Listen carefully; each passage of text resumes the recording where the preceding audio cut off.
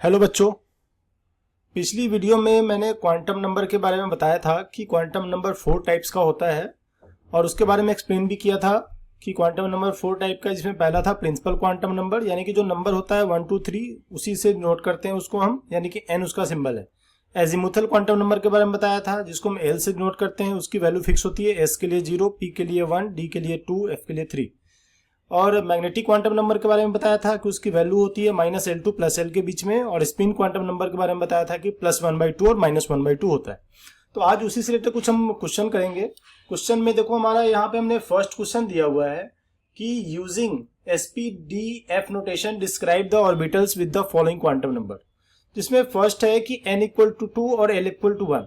तो देखो n=2 है, यानी कि इसका मतलब ये क्या है, प्रिंसिपल क्वांटम नंबर है, और L की वैल्यू 1 है, यानी कि P के लिए L की वैल्यू हम 1 लेते हैं, यानी कि हमारा ये आ गया 2p ऑर्बिटल्स।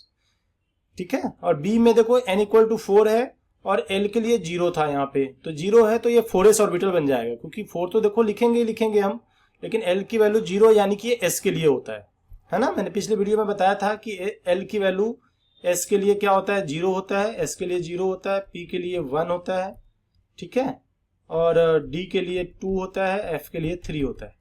अब यहाँ पे इसी तरह 5 3 है तो 5 बन जाएगा इससे हमारा, ठीक है, और d n=3 l=2 है तो 3d बन जाएगा, ठीक है। इस तरीके से हमारा ऑर्बिटल बन जाएगा। Second question, if n=3 what are the value of quantum number Ln यानी मैग्नेटिक क्वांटम नंबर। तो n की वैल्यू 3 है, तो 3 कब होती है, देखो हम लोग पढ़ते थे पहले KLM, तो m में क्या होता है, n की वैल्यू 3 आती है, तो यहाँ पे 3 ऑर्बिटल बनेंगे, 3s 3p 3d।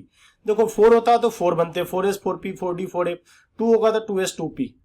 तो देखो यहाँ पे हमने L की, यहाँ पे L निकालना था, तो S है तो S के लिए 0 हो जाएगा, P के लिए 1 होगा, D के लिए 2 होगा, और ML का तो हमने पहले बताया ही था कि -L2 प्लस L के बीच में, तो 0 का तो 0 ही हो जाएगा, 1 है तो -1 से +1 के बीच में हो जाएगा, और 3 है तो 2 है तो -2 से +2 के बीच में, ठीक है।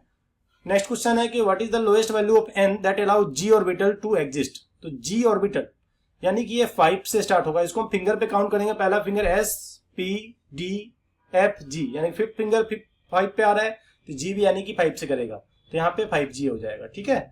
नेक्स्ट क्वेश्चन है हमारा, if given 3D orbital then find the value of n l n m। देखो अगर 3D ऑर्बिटल दिया हुआ है तो n तो चलो 3 हो जाएगा, l की वैल्यू क्या होगी 2, क्योंकि d है S P D, और ml की वैल्यू अगर 2 है तो -L2 प्लस L, तो 2 है तो -2 से +2 के बीच में इसकी वैल्यू हो जाएगी।